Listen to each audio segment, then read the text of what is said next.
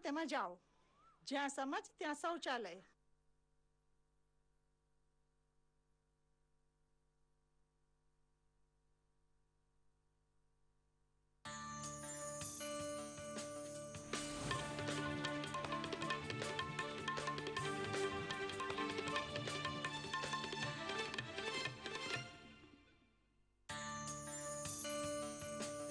સમાચાર બુલેટિનમાં આપનું સ્વાગત છે। સૌપ્રથમ જોઈએ આજના મુખ્ય સમાચાર। સ્થાનિક સ્વરાજ્યની સંસ્થાઓની ચૂંટણીમાં ફરજિયાત મતદાનના રાજ્ય સરકારના નિર્ણય પર મનાઈ હુકમ ફરમાવતી ગુજરાત વડી અદાલત મૂળભૂત અધિકારોનું ઉલ્લંઘન થતું હોવાનું કર્યું અવલોકન।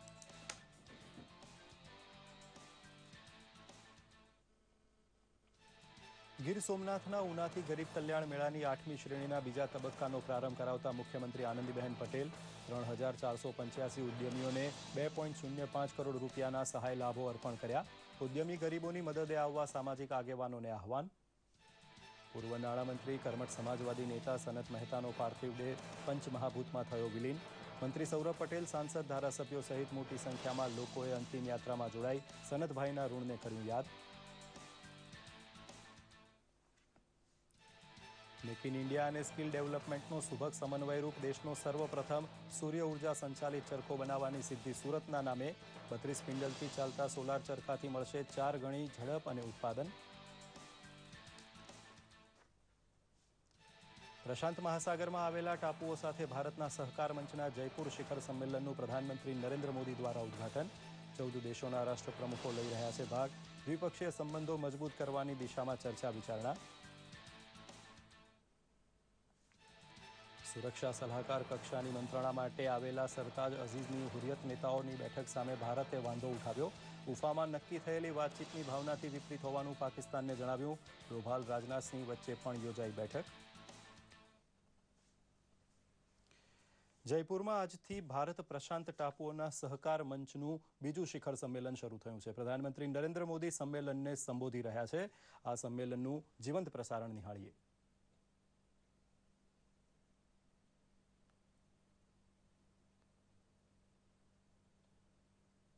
An announcement really that the FIPIC trade office at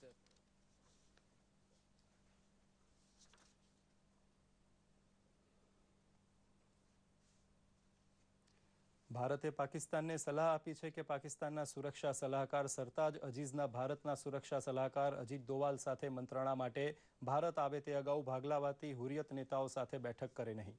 વિદેશ મંત્રાલયના પ્રવક્તા વિકાસ સ્વરૂપે કહ્યું હતું કે ભારતની આ નારાજગી પાકિસ્તાન સરકારને જણાવી દેવામાં આવી છે।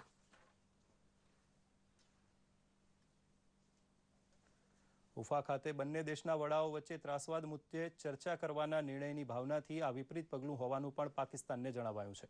આ ઉપરાંત રાષ્ટ્રીય સુરક્ષા સલાહકાર સ્તરની મંત્રણા માટેનો એજન્ડા નક્કી કરવા પણ કહેવાયું છે। દરમિયાન રાષ્ટ્રીય સુરક્ષા સલાહકાર અજીત ડોવાલે ગૃહમંત્રી રાજનાથસિંહ સાથે મુલાકાત કરીને ચર્ચા વિચારણા કરી હતી। संबंधित ऊफा समझौते की भावना तथा उद्देश्य के अनुरूप नहीं होगा। સ્થાનિક સ્વરાજ્યની ચૂંટણીઓમાં ફરજિયાત મતદાનની વ્યવસ્થાના રાજ્ય સરકારના નિર્ણય પર ગુજરાત વડી અદાલતે મનાઈ હુકમ લગાવી દીધો છે। ફરજિયાત મતદાન સામે એડવોકેટ કે કોષ્ટીએ કરેલી જાહેર હિતની અરજીના પગલે વડી અદાલતે આ નિર્ણય જાહેર કરતા અવલોકન કર્યું હતું કે આનાથી નાગરિકના મૂળભૂત અધિકારોનું ઉલ્લંઘન થાય છે। ઉલ્લેખનીય છે કે થોડા દિવસ અગાઉ જ રાજ્ય સરકારે આગામી સ્થાનિક સ્વરાજ્યની ચૂંટણીઓમાં મતદાન ફરજિયાત બનાવતું જાહેરનામું બહાર પાડ્યું હતું, જેમાં મતદાન ન કરવા સામે 100 રૂપિયાના દંડની જોગવાઈ કરાઈ છે। જોકે 12 જેટલા સંજોગોમાં મતદાન ન કરવાની છૂટ પણ અપાઈ છે। આ અગાઉ ગુજરાત વિધાનસભાએ સ્થાનિક સ્વરાજ્યની ચૂંટણીઓમાં 50% મહિલા અલામત અને ફરજિયાત મતદાનની જોગવાઈ કરતા વિધેયકને મંજૂરી આપી હતી।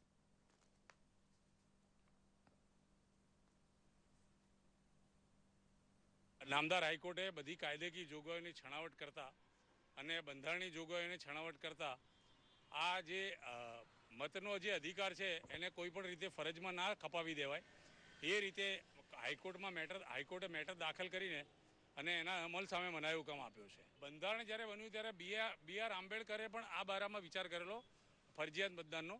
1950થી 2009 સુધી સુપ્રીમ કોર્ટમાં પીએલ ડિસમિસ થઈ ત્યાં સુધી આ પ્રયત્નો થયેલા છે, પણ બંધારણની અંદર જે આપણને આર્ટિકલ 19 નીચે જે ફ્રીડમ ઓફ સ્પીચ અને એક્સપ્રેશન જે આપવામાં આવેલું છે એનું વાયોલેશન થતું હોય કોઈ પણ વખતે ફરજિયાત મતદાનનો અમલ થયેલો નથી. રાજ્યમાં ગરીબ કલ્યાણ મેળાની 8મી શ્રેણીના બીજા તબક્કાનો પ્રારંભ મુખ્યમંત્રી આનંદીબહેન પટેલે આજે ગીર સોમનાથ જિલ્લાના ઉના ખાતેથી કરાવ્યો હતો.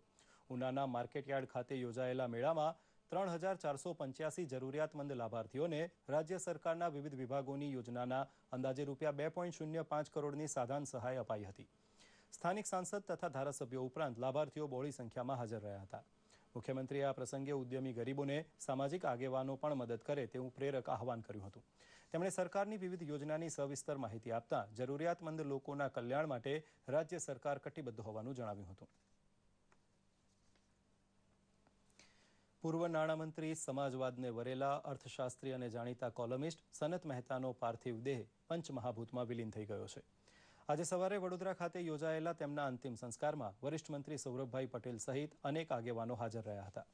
આ ઉપરાંત મેયર, સાંસદ, ધારાસભ્યો, મ્યુનિસિપલ કમિશનર, શહેર કોંગ્રેસના અગ્રણીઓ વગેરે તેમની અંતિમ યાત્રામાં જોડાયા હતા તથા સદગતને અંજલિ આપી હતી. સનત મહેતા અમર રહોના નારા સાથે સનત મહેતાના પાર્થિવ દેહને માંજલપુર ખાતે આવેલા સ્મશાન ગૃહમાં લઈ જવાયો હતો અને અંતિમ સંસ્કાર કરાયા હતા. હૃદયરોગના હુમલાને કારણે તેમનું 90 વર્ષની વયે ગઈ સાંજે નિધન થયું હતું. ગુજરાતના વિકાસ માટે તેમણે આપેલા યોગદાન બદલ ગુજરાત સદાય તેમનું ઋણી રહેશે.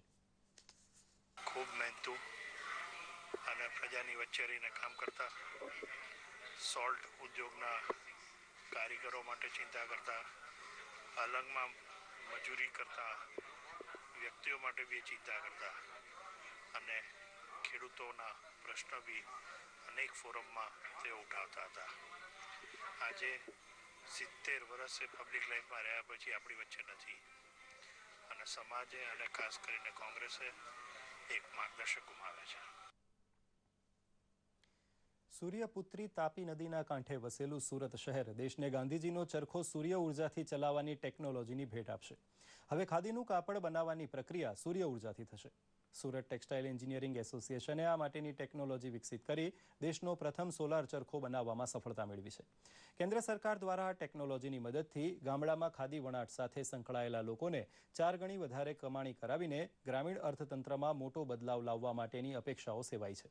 અંબર ચરખાના 7 સ્પિન્ડલ સામે 32 સ્પિન્ડલથી ચાલતા આ નવા ચરખાને લીધે ઉત્પાદન ક્ષમતા અને તેની ઝડપ 4 ગણી થશે. તેથી ગ્રામીણ લોકોને દૈનિક 400 થી 500 રૂપિયા જેટલી આવક થઈ શકશે. એટલું જ નહીં, આના કારણે મેક ઇન ઇન્ડિયા અને સ્કિલ ડેવલપમેન્ટનો બહોળો પ્રચાર પણ થશે.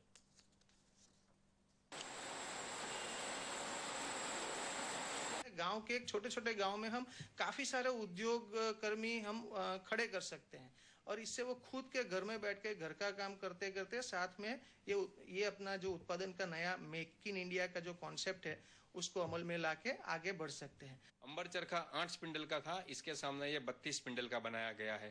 तो प्रोडक्शन 4 गुना और आरपीएम के थ्रू अगर आप गिने तो वो करीबन और 6 गुना ऐसे प्रोडक्शन बढ़ रहा है.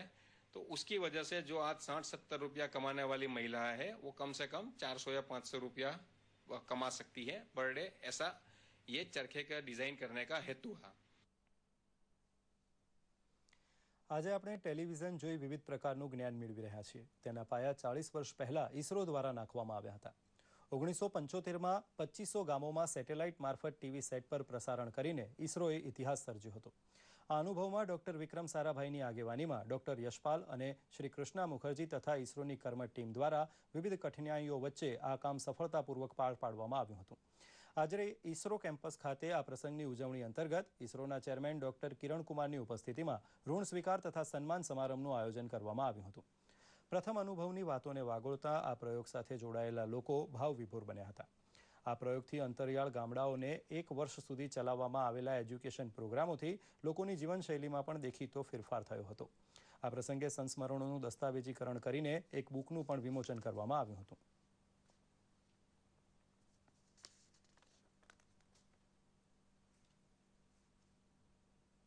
आज मैं देखा जब मिल रहे काफ़ी अभी आज मिल रहे करीबन 20 साल बाद एक दूसरे से और जब एक दूसरे का आंखें नमन हुए ये मेरे लिए बहुत बड़ी यादगार मोमेंट. જે 40 વર્ષ પહેલાં આપણું સાઇટનું એક એક્સપેરિમેન્ટ આપણે કર્યું હતું 2400 ગામડાઓમાં જેના અંદર શિક્ષા, સ્વાસ્થ્ય અને બધી ડેવલપમેન્ટ ગતિવિધિઓ આપણે ગામડાઓને જણાવવા માંગતા હતા. એક્સપેરિમેન્ટ એટલું બધું ફેન્ટાસ્ટિક ને એટલું બધું યુઝફુલ હતો કે પછીથી જે ટેલી એજ્યુકેશન ટેલિમેડિસિન પ્રોગ્રામ જો આપણે IAS સર્વે પછીથી કર્યું એના જે બીજ હતા એ સાઇટ વખતે જ અમે બોયા હતા, આપણે કહી શકાય છે. વીર નર્મદ દક્ષિણ ગુજરાત યુનિવર્સિટી અને ઉચ્ચતર કમિશનરની કચેરી દ્વારા આયોજિત ઇન્ટર કોલેજ રાષ્ટ્રીય સેવા યોજના કાર્ય શિબિર વલસાડ જિલ્લાના ધરમપુર તાલુકાના બરુમાળ ખાતે યોજાઈ ગઈ. આ શિબિરમાં રાજપીપળાથી ઉમરગામ સુધીની કોલેજોના 253 જેટલા પસંદગી પામેલા વિદ્યાર્થીઓએ ભાગ લીધો હતો. આ શિબિરમાં રોફેલ આર્ટ્સ કોલેજ વાપીના પ્રિન્સિપાલ પ્રોગ્રામ ઓફિસરે સક્રિય ભૂમિકા ભજવી હતી. કાર્ય શિબિરના ઉદ્ઘાટન પ્રસંગે વલસાડના ધારાસભ્ય ભરત પટેલ, વીર નર્મદ દક્ષિણ ગુજરાત યુનિવર્સિટીના NSSના રિજિયોનલ ડાયરેક્ટર કમલ કુમારકર સહિત અન્ય અગ્રણીઓ હાજર રહ્યા હતા.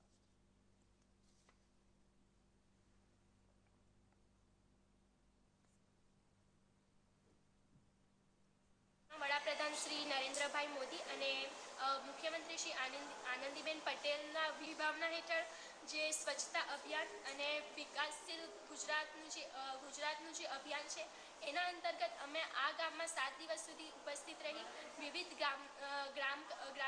ગામમાં કાર્યો કરીશું. तो ये 7 दिन की श्रम कार्य शिविर श्रमदान को मूल उद्देश्य रखते हुए यहाँ पे हम ऑर्गेनाइज करते हैं. ગુજરાતી ઘરોમાં સંગીતને ગુંજતું કરનાર કવિ સંગીતકાર અવિનાશ વ્યાસની 31મી પુણ્યતિથિ નિમિત્તે ગઈકાલે અમદાવાદ ખાતે ખાસ કાર્યક્રમ યોજાઈ ગયો. કાર્યક્રમમાં અવિનાશ વ્યાસના ગીતોને આશા ભોંસલેના કંઠે લોકોએ મન ભરીને માણ્યા હતા. કાર્યક્રમમાં મુખ્યમંત્રી આનંદીબહેન પટેલ અને દિગ્ગજ ગાયિકા આશા ભોંસલે સહિતના મહાનુભાવો ઉપસ્થિત રહ્યા હતા. આશા ભોંસલેના સ્વરમાં મુદ્રિત CD તાળીમાં કંકુ વેરાઈનું વિમોચન પણ આ પ્રસંગે કરવામાં આવ્યું હતું.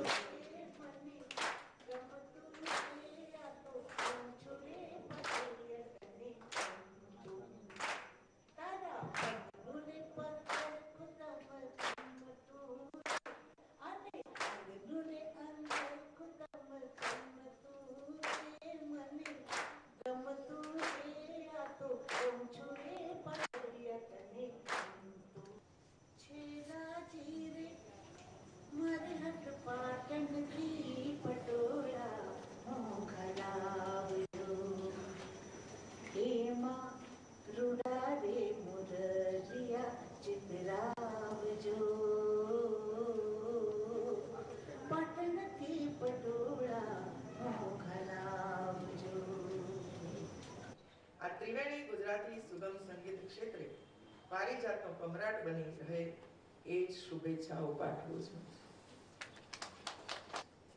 અને એટલે આપ ગુજરાતમાં પધાર્યા, હું આમંત્રણ આપું છું કે આપ વર્ષમાં કમસે કમ એક વાર ગુજરાતની ભૂમિ પર આવે. તારી રાધા દુલારી કેમ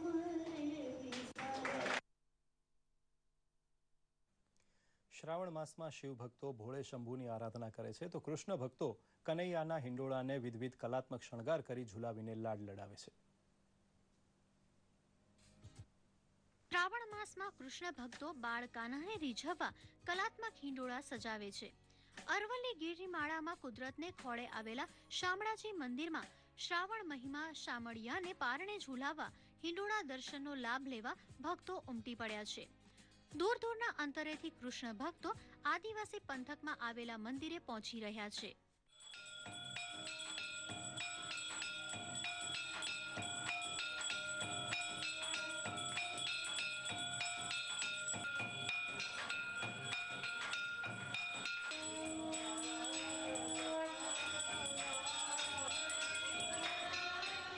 માનવ જીવનમાં જન્મથી મોક્ષ સુધીના તમામ તબક્કાઓને રજૂ કરતી બેનમૂન કોતરણી ધરાવતા મંદિરમાં બિરાજમાન શામળિયા દેવની શ્યામવર્ણી મૂર્તિ અનેક રીતે અનોખી ગણાય છે.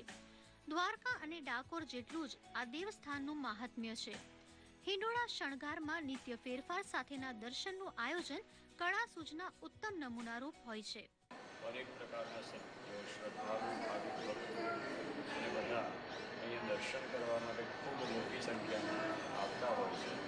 અને આ કાર્યક્રમ લગભગ શ્રાવણ વદ 8 સુધી ચાલતો હોય છે, જેમાં ભક્તો વિશેષ પ્રમાણે રોજ કરતાં વધારે એ મંદિરમાં દર્શનાર્થી તરીકે આવતા હોય છે અને એમાં વિવિધ પ્રકારના હિંડોળાના દર્શન કરીને ઘણી બધી ધન્યતા અનુભવે છે. હિંડોળા સજાવટ આગવી કલા અને સૂઝબૂઝ માંગી લે છે.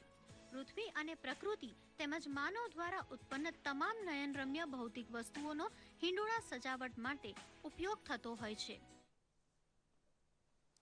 તો આ સાથે જ આ સમાચાર બુલેટિન અહીં સમાપ્ત કરીએ છીએ. નમસ્કાર.